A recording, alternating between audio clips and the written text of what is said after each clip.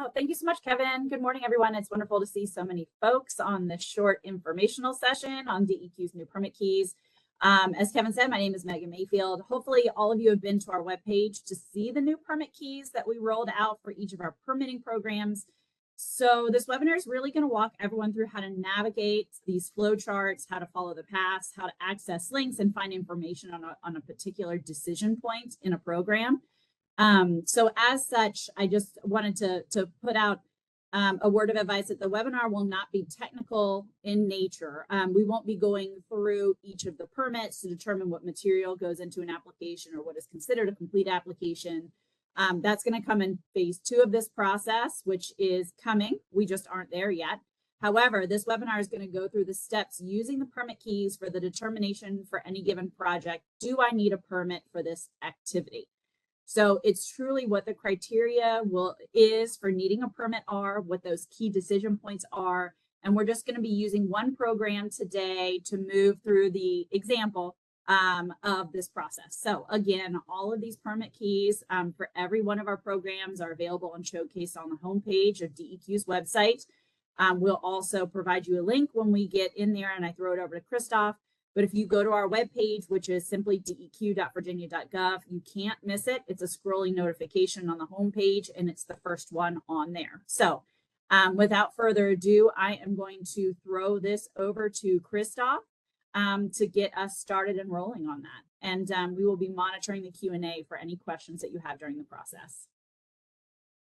Well, thanks, Megan, and good morning, everyone. And again, thanks for joining us to take a look at DEQ's new permit key. Again, I'm Christoph Kwasny. I'm a business analyst with DEQ's operations. Today, I will be providing an overview into the permit key in terms of goals and outcomes and what comes next. And then I'm going to turn it over to Kevin for that deeper dive into an example permit key for renewable energy. And then, as Kevin pointed out, we'll definitely make sure we leave plenty of time for questions. So what was the goal?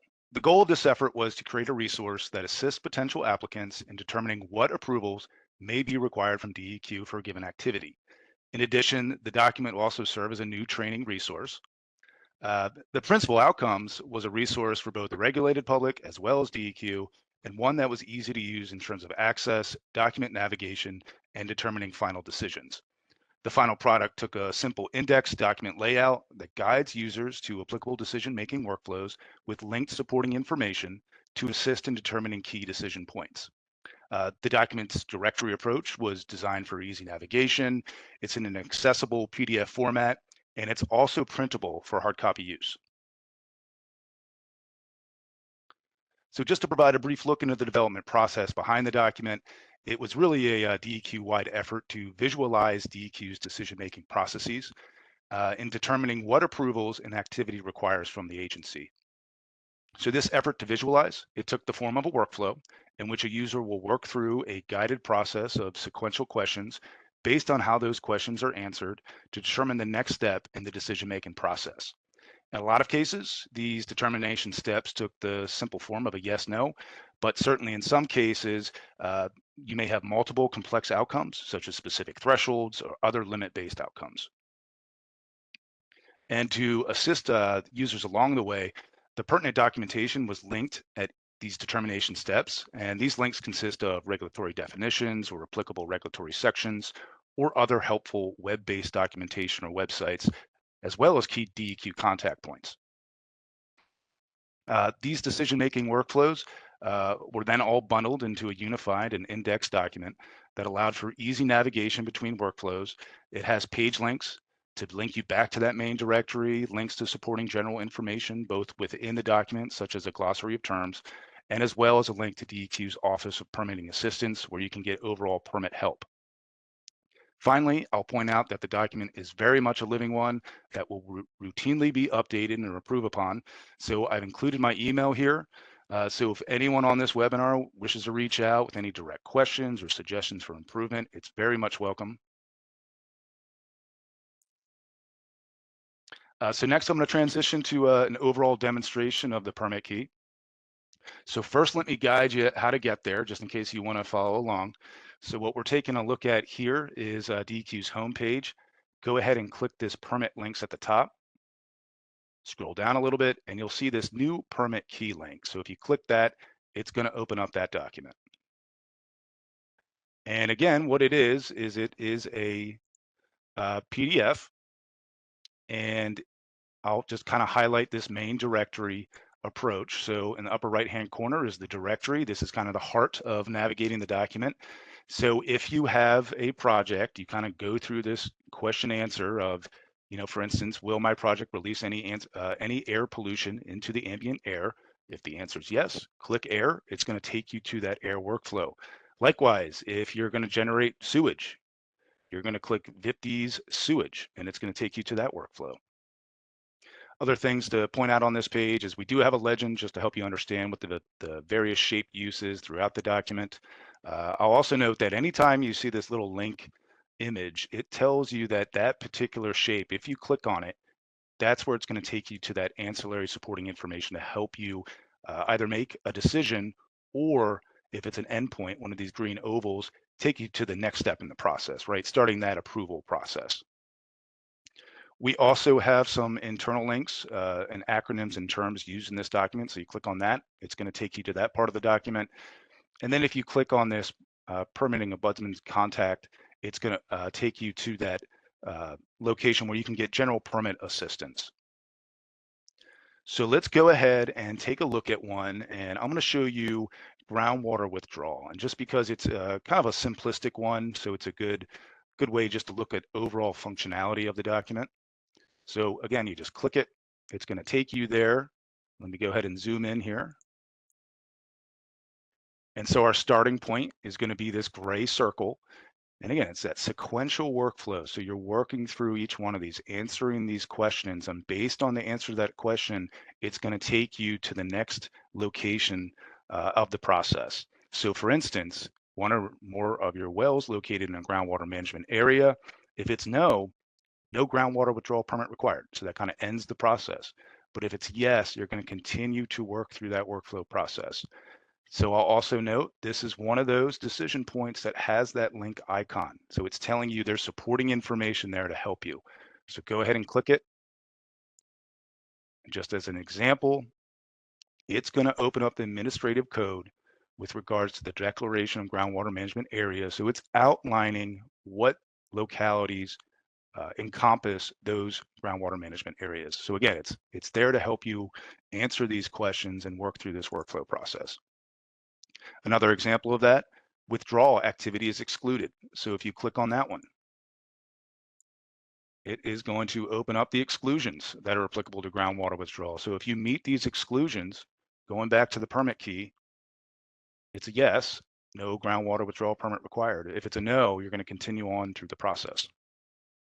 A lot of the endpoints, which again are these kind of green ovals, have links as well, and that's to help you on the next step of the process. So now that you've determined that you may need an approval from DEQ, click these links and it's going to take you to an applicable location to get help from DEQ in terms of the next step in the process. One example of this would be the technical evaluation of proposed groundwater withdrawal required. So if I click this one, it's going to open up the administrative code that walks you through the informational requirements and steps in terms of starting that technical evaluation process. So let's transition back.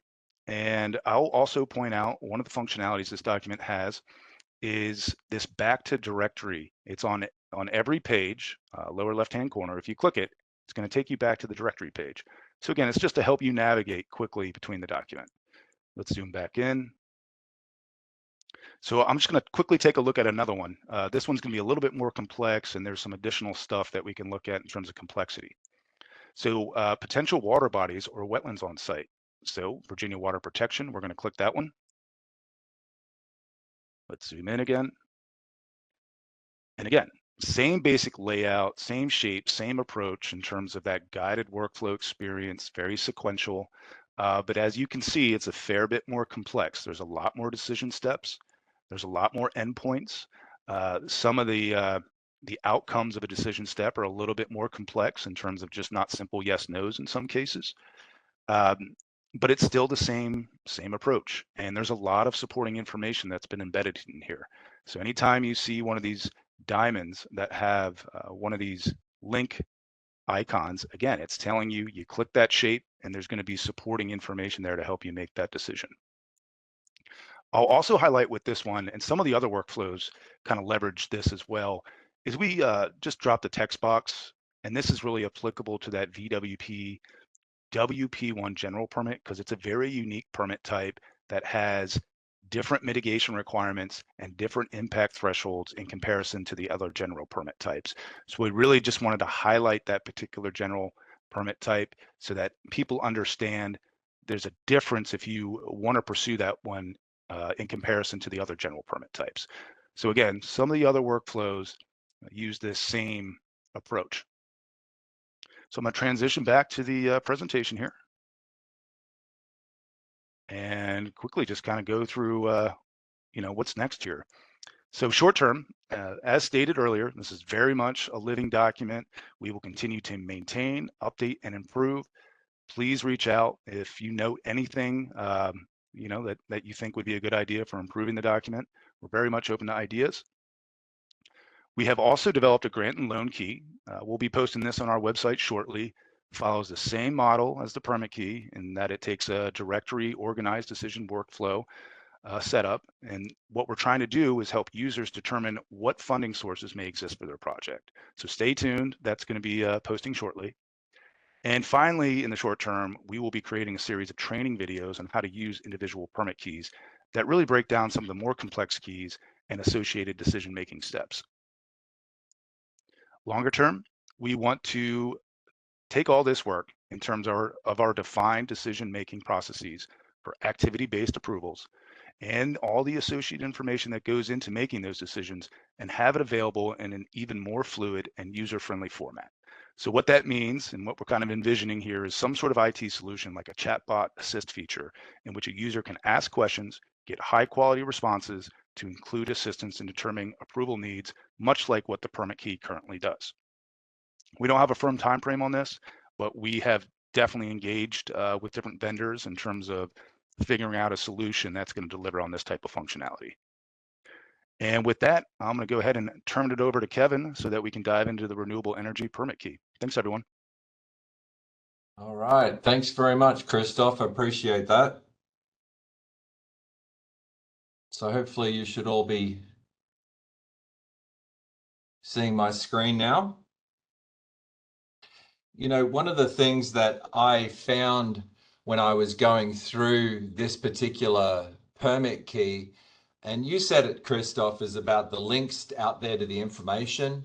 And I found that that was super helpful as I was going through this to understand particular workflows. And I think a lot of the challenges today's world is that there's just so much information out there and available. A lot of the challenge really comes down to finding the right information. And that's what these permit keys really do. It's a great way of organizing the relevant information.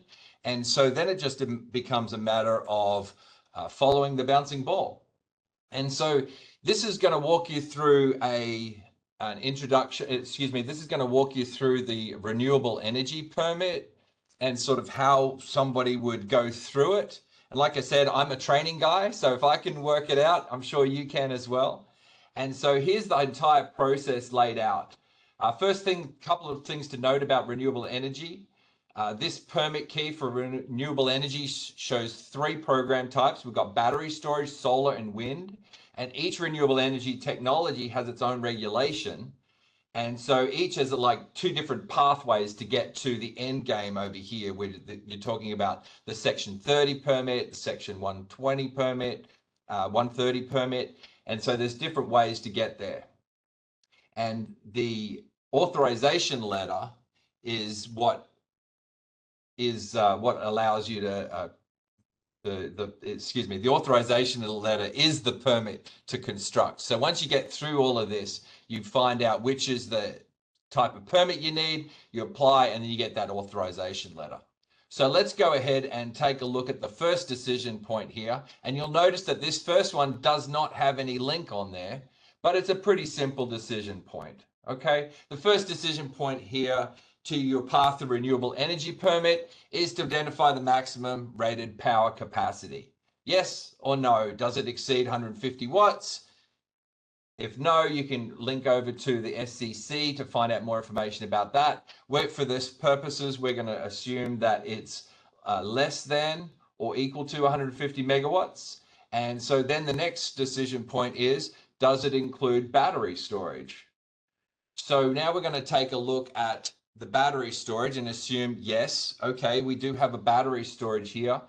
And when I was looking at this, I was like, okay, is this a hybrid project? Well, the first thing I want to know is, well, what the heck is a hybrid project? How do I know what that is? Well, it's really quite simple. There's that little link again. Just you can click that blue diamond and it'll open up the regulations and tell you all about what a hybrid project is. So if it's not incorporating solar or wind, it's not considered a hybrid project. And so then we're looking at going across here for the energy permit thresholds. And so we refer to these pathways to permits in renewable energy as Section 30 and Section 130 for these standalone permits. And so once you've got through that process here, you can link over to the information about what's required for those types of permits. And again, if it's less than 1 megawatt, no renewable energy permits required. Okay, let's now take a look at a project that does include wind or solar. All right, so does it meet the design thresholds of a hybrid project? Well, again, how do I know that? How do you think I can tell that? Well, just click on the blue diamond and it'll tell you all about the design thresholds for a hybrid project. And like I said before, these permit keys really help organize the massive amounts of information that's out there for you. And it really organizes it in a logical way. And I think that's one of the things, the real benefits of these, is you can just walk through this and access the correct information at the right time when you need it, and to help you decide if you need a permit. So they're great little learning resources here. So let's say, for example, that we determine that in our example that yes, this does meet the design thresholds, and then we need to determine what type of renewable energy you're producing. So here in DQ, or in the regs, they refer to Section 120 for hybrid permits. And as a reminder, a hybrid project includes energy storage with a second component of energy generation, such as solar or wind. And a 120 permit allows you to apply to meet both of those needs. All right, let's go back now and explore the rest of this permit and pick up an earlier decision about battery storage. Okay, so remember, battery storage does include battery storage. All right, so this indicates that it will not be incorporated, and but still asks, is this a solar or a wind project? So we're going to go across on the wind decision here. And of course, if it's other, you would contact DEQ, and there's the little link again for telling you who to contact. So for wind, we want to know how much energy is the project producing, and there's requirements around the rated capacity for that. If it's greater than 5 megawatts, you need a Section 30 permit. If it's between these ratings, you need a Section 130, and if it's less than, no permits required. So you see how simple that is to use. And again, you can click on those links here and access further information. All right, let's take a look at the solar. And here's some information about that. And again, is the solar project exempt? Well, heck, how do we find that out? There's that link, right? So you just click on that and it takes you directly to the regs where it talks about that. And again, I think that's one of the best things about these permit keys is I can access the exact information without having to go through and search a mound of information about it. So this is an amazing job, Christoph, on this permit key. And so this is, after I found out if it's exempt or not, if it is exempt, well, that shoots me straight across here. But let's say, no, it's not exempt. Then you've got these you need to determine the rated capacity and the amount of land disturbance, and based on those things is different types of permits. And that's really it. And so that's the whole process. And again, it's really just when I was going through this and being asked to demo this particular permit key, and again, I'm a training guy, I don't really have that much experience with renewable energy permits, but it was really quite easy for me to walk through this permit key and work through the different decision points here to find out exactly where it is that I need to apply, what I need to apply for, why I needed to apply for those things, and also just the little information and learning along the way was fantastic. And so you can really follow this same sort of learning path, I guess, for all of the different 18 permit keys that Christoph showed you before.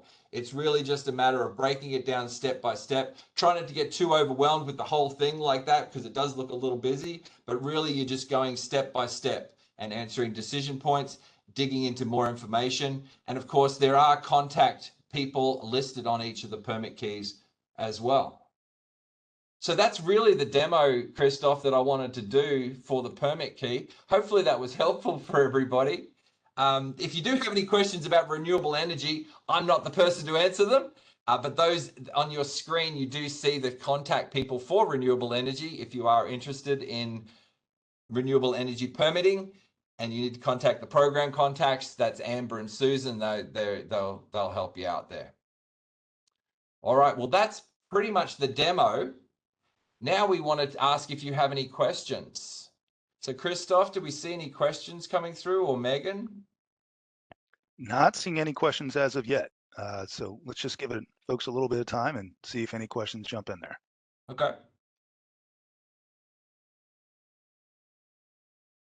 I'd be just asking a comment for people to comment in there if they could follow along with that renewable energy permit key. Did it seem pretty simple walking through those decision points? Love to hear from somebody out there what you thought about that. Yeah, I'm getting some yeses back. Okay, good. Was there anything that was challenging for you there, or any other comments or questions you might have about it? Okay, Christoph, I'm seeing some comments that it was simple and easy to use. Yeah, that's great. Thank you.